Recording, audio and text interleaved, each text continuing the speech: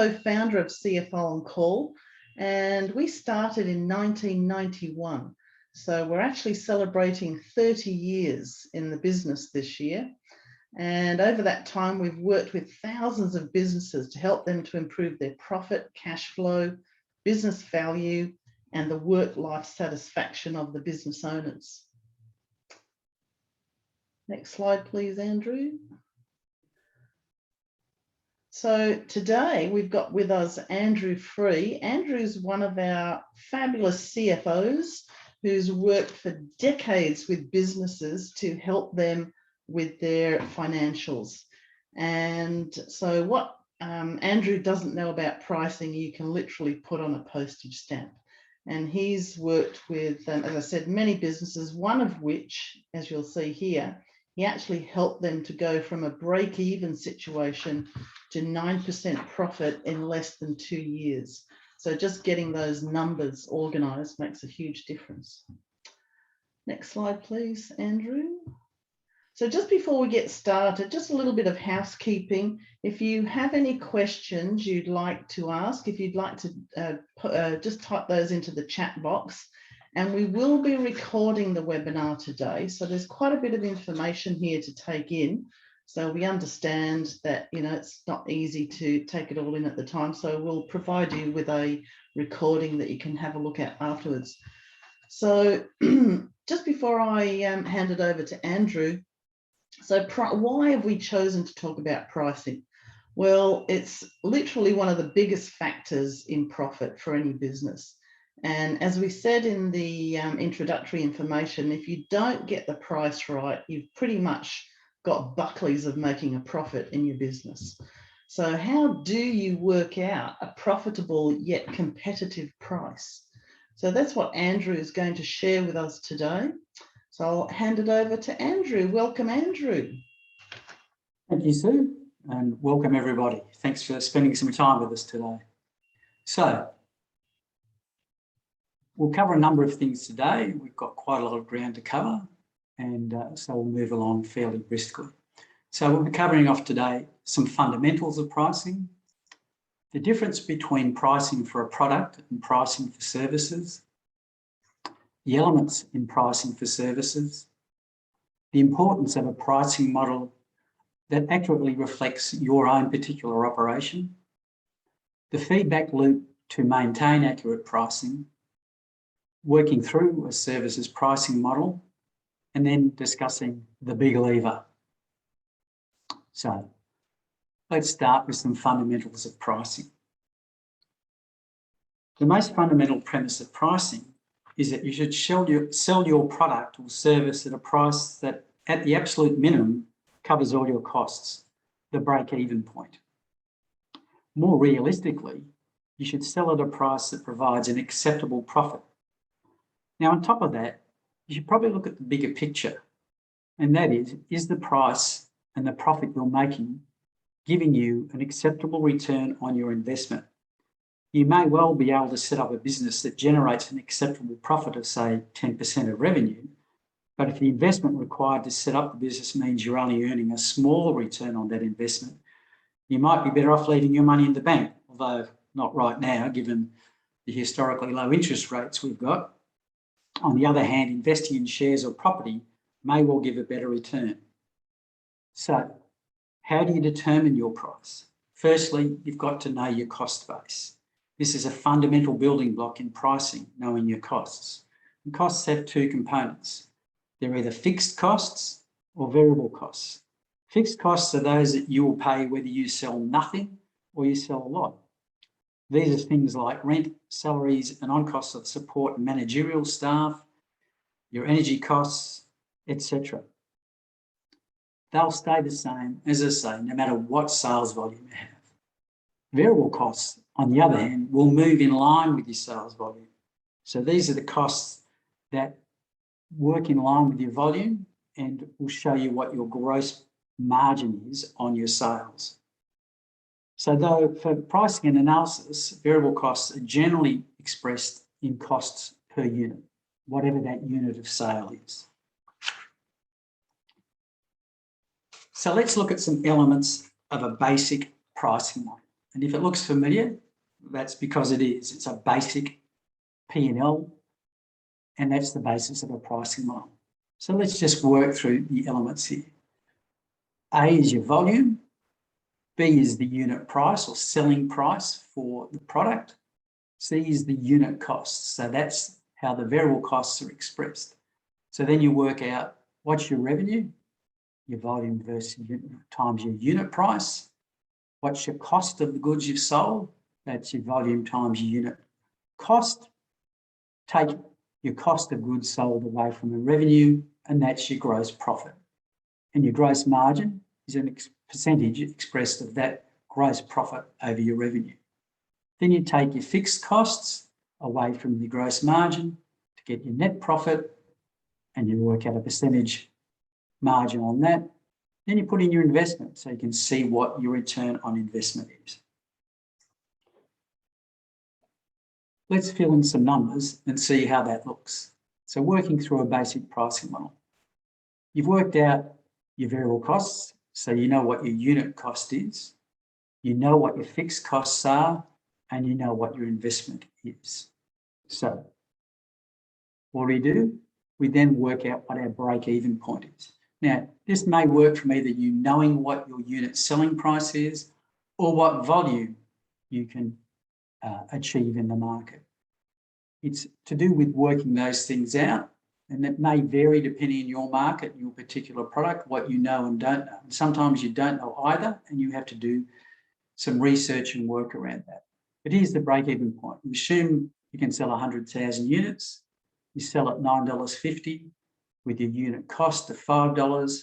That gives you $950,000 in revenue, $500,000 in cost of goods sold, a gross profit of $450,000, 47% odd gross margin, with your fixed costs of $450,000. There's your break-even point. Not making a profit, you've got zero, but that's exactly what we're trying to work out. That's the selling price that gives you a break-even point. So let's work onwards to the next element, as I said. What's a profit that should give you a good profit margin? If you increase the price to $10.50, it's another $100,000 in revenue, another $100,000 in gross profit. Fixed costs haven't changed, $100,000 profit, which is 9.5% on your revenue, and a 10% return on your investment of $1 million. So they're pretty good looking numbers, and they can vary, and you can fiddle around with those to suit your business and your prices and your costs. Sometimes you've got lots of variables, as I said before, and you have to play around and do some what-if scenarios. If you thought your volume was 90,000, that you could sell at $10, given the same numbers we had before of $450,000 fixed costs and $1 million investment, again, that's a break even. So at $10, you can only sell 90,000, you're going to break even. Let's try dropping the price to $9.50. You figure out you can sell 108,000. That gives you more revenue, more gross profit. Fixed costs don't change. You've actually made a small profit, and you've got a small return on investment. Try again, think, well, let's see if we go down to $9. Oh, we can sell 135,000 units. Revenue goes up to 1.2 million. If cost of goods sold increases to 675,000 on the increased volume, you've got a gross profit of 540,000. So you can see your gross margin is reducing in percentage terms as your price goes down, but your gross profit is actually going up in gross dollar terms. Your fixed costs don't change, but your profit increases. So the reduction in price is not always a bad thing if you can increase your volume.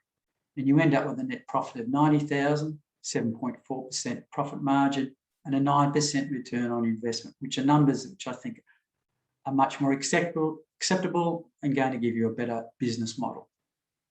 And that's what you can do with pricing. Once you've got a good model in place, you can start playing around with volumes and prices as you look into the market and you get experience and work out what the best price point is to give you the best profit and the best return on your investment.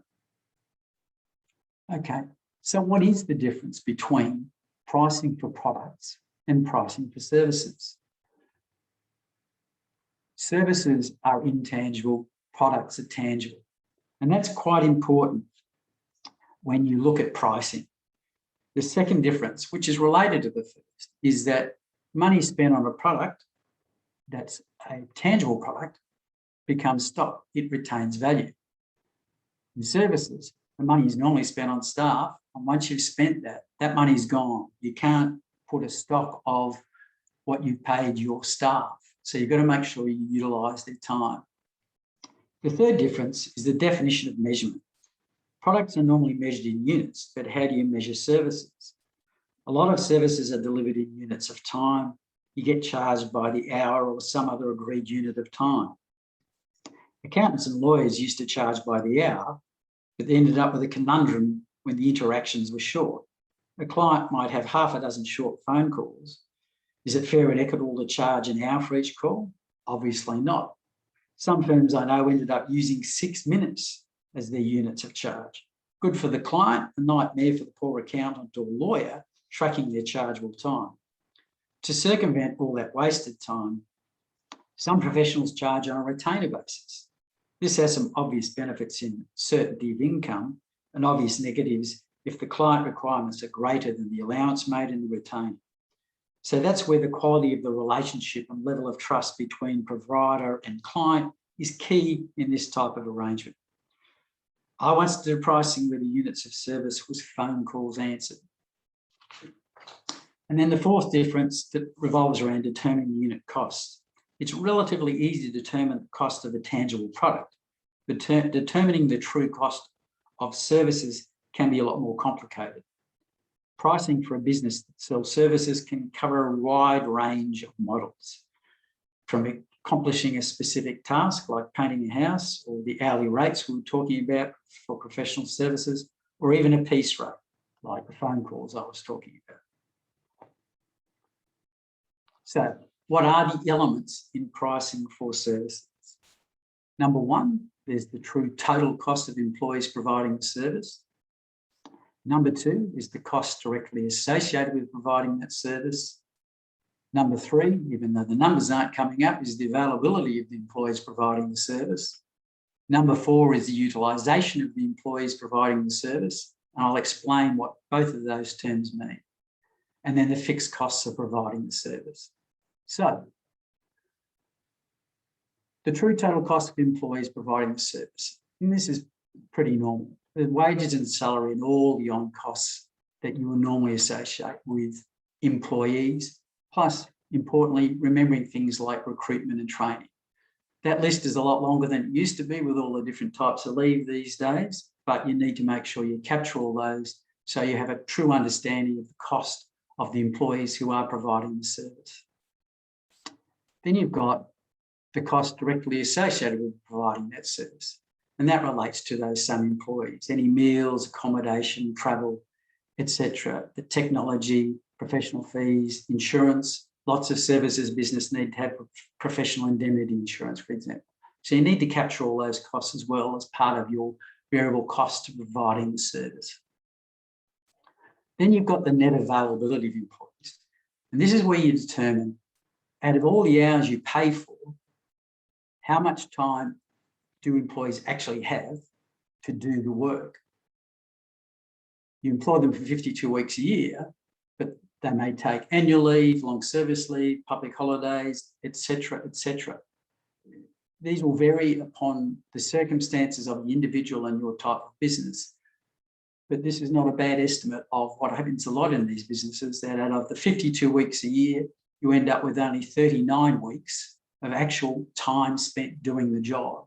So your annual hours that you've paid for, 1,950, only turns out to be 1,467.5 hours that are actually working in the business, only 75% of the time.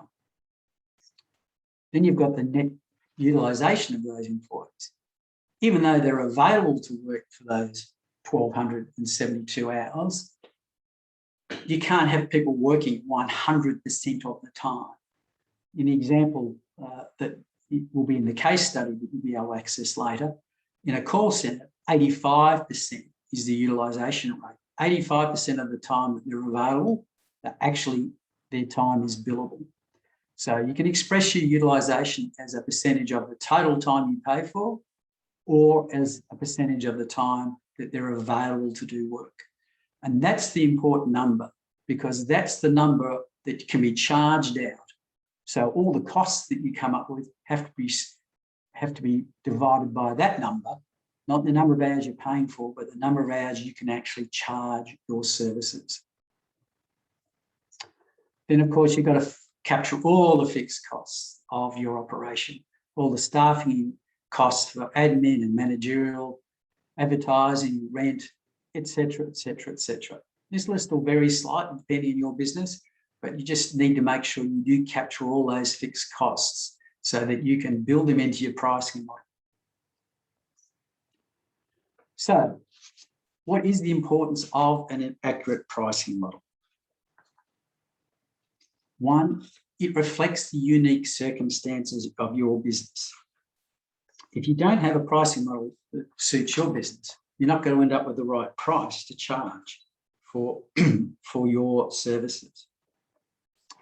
It takes the inherent dangers out of simplistic formulas. The old professional formula was charge 3 times the rate you were paying your staff. Great as a kiss, keep it simple, stupid, but there's all sorts of dangers involved in that because of the different ways services business operate and times that are taken up. So it's far better to have something that's closer to your particular type of business rather than using just simple formulas. It ensures your price is sensible, defensible, adaptable, and ethical. Often when you present prices to clients for services business, if you don't have a good model behind it, they'll query your prices. If you know your model is truly reflective of your business, then you can have confidence that the price you present is fair. And finally, with a good, accurate pricing model, you can respond to changes in your circumstances quickly and easily. Given the big changes that we can see happen, for example, what's happened to us with COVID and lockdowns, having a model that can quickly respond to those changes in circumstance is crucial in these sorts of times. Then, the feedback loop to maintain accurate pricing. Just the same as you would do on a monthly basis with your profit and loss, balance sheet and cash flow, you should compare your actual results to your pricing model. That way you can look at whether the variances are anomalies, they're one-offs, or they're ongoing, and you need to make changes in your model. Then you adjust the pricing model for whatever changes are required, change the prices if warranted. If those changes in your pricing model see a big enough change, then you should change your prices. And then repeat. Do that same thing every month. Every month, do the analysis, make sure your pricing model reflects your actual circumstances as they currently stand, and that your prices are current in your circumstances. So let's work through a basic pricing model. Here's the knowns. You know what your employee costs are and their costs directly associated with those 2 elements I talked about before. So they're $200,000 on an annual basis. You've paid them for 1,950 hours. You can only charge them out for 1,272 hours at your 65% utilisation rate. So that means unit cost in hours, your 200,000 divided by your 1,272 is just over $157 an hour. Plug that into our basic pricing model. You've got your billable hours that you know, your unit cost, the cost of the employee, rounded up with a change in the model, $200,000. Your fixed costs are $1 million and your investment of $3.5 million. So what's your break even? You think, I can have 10 employees working. That means that many hours in total can be charged out at that cost with these fixed costs. And $235.85 is your break-even point. So that's just the starting point in terms of what your pricing should look like on an hourly basis. So with 10 employees,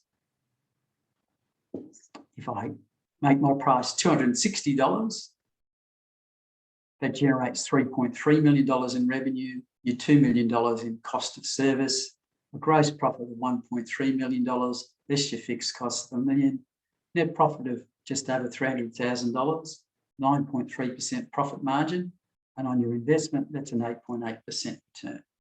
Pretty good numbers. Then you find out the market is resistant to $260 at that price point. You can't get your 10 staff utilised fully. With a bit more research, you determine that the price for your unique service, $245 is acceptable. So what does that mean? How do you cope with that? You increase your staff numbers by putting on an extra 2 employees. They're fully utilised at $245 an hour. Your rate's gone down, but your revenue's gone up. Your cost of service has gone up because you've got more employees. Your gross margin percentage is down, but your overall profit is up by about $32,000. Fixed costs haven't changed because they don't vary with the number of staff. So your net profit increases by $32,000. Your profit margin goes down slightly, but your return on investment is now 9.7% because your overall dollars on your investment has increased. So again, it's a bit of what do I look like? How do I utilise the staff? What price will give me the best return? And responding to market forces. So the big lever. Price is the biggest lever in the business that you can have. And here's a very simple example. Say you're selling 100,000 units at $10 with a unit cost of $5. So $1 million of revenue, $500,000 in cost of goods sold, $500,000 profit, gross margins 50%, fixed costs of $450,000. You've got a net profit of $50,000. Profit margin of 5%, not really that acceptable, but only a $500,000 investment, a 10% return on investment, which is pretty good. If you change your price by just 1%, so you go from $10 to $10.10, what happens is it flows through. Unit cost doesn't change. Your revenue goes up by $10,000. Gross profit goes up by $10,000. Fixed costs stay the same. Your net profit goes up by $10,000.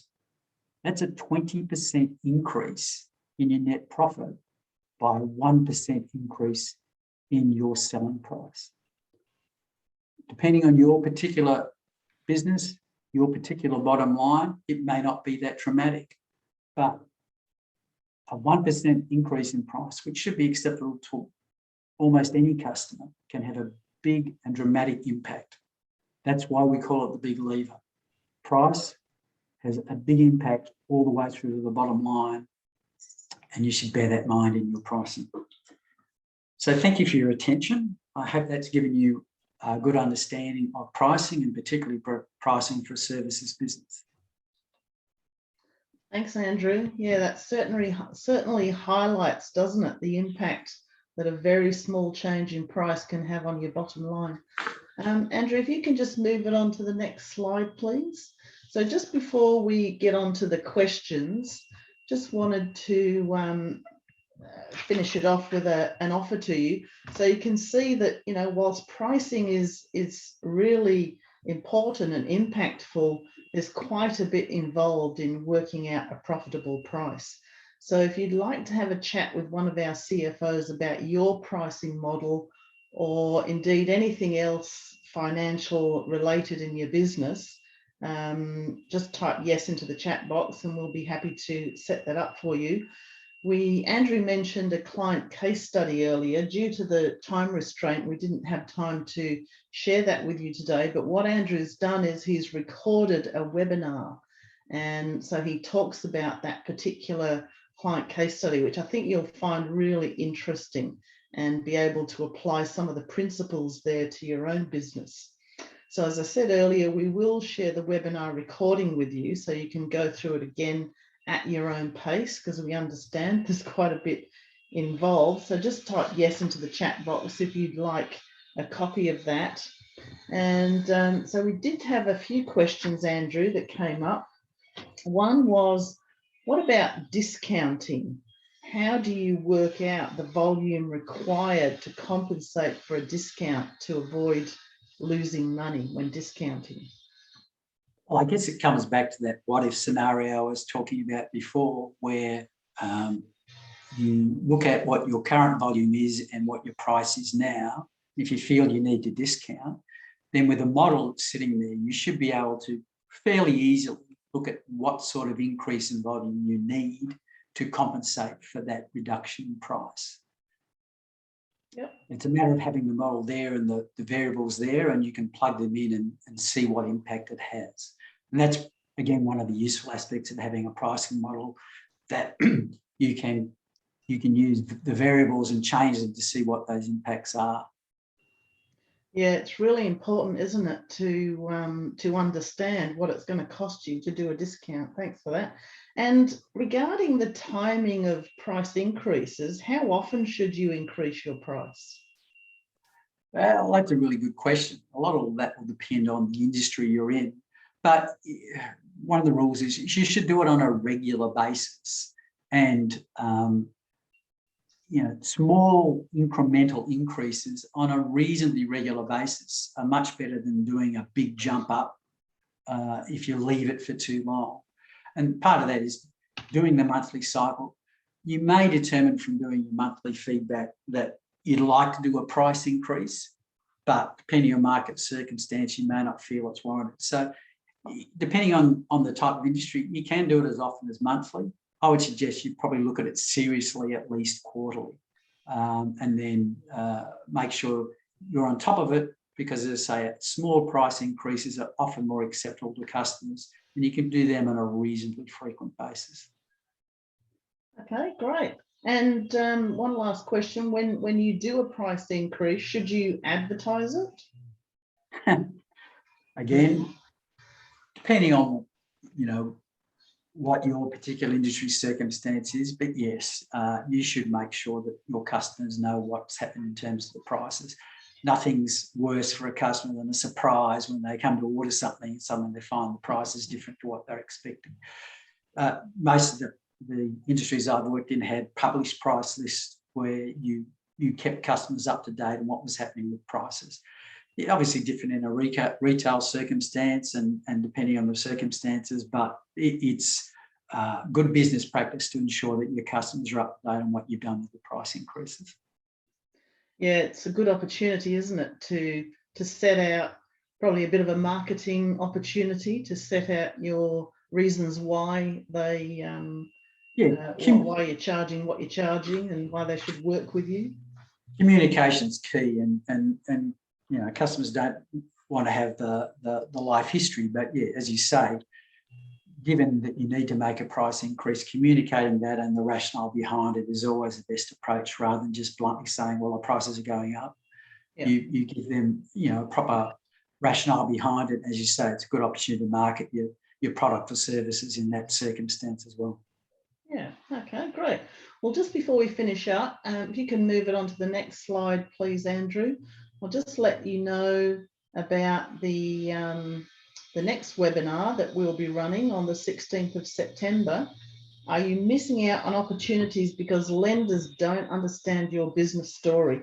So this is a situation that we encounter quite often when we're dealing with business owners, is that they go to try and get a loan and they struggle a bit with getting the lender to understand what their business is really all about, and also understanding what lenders are looking for, the sort of information they look for. So look out for that. We'll let you know about that. And thank you so much, Andrew, for today. I think that was a really fantastic high-level introduction to what's involved in pricing to help you be profitable in your business. So thanks everyone for joining us today. I hope you got something useful out of that, and we'll hope to see you at the next webinar on the 16th of September. So thanks again and have a great day.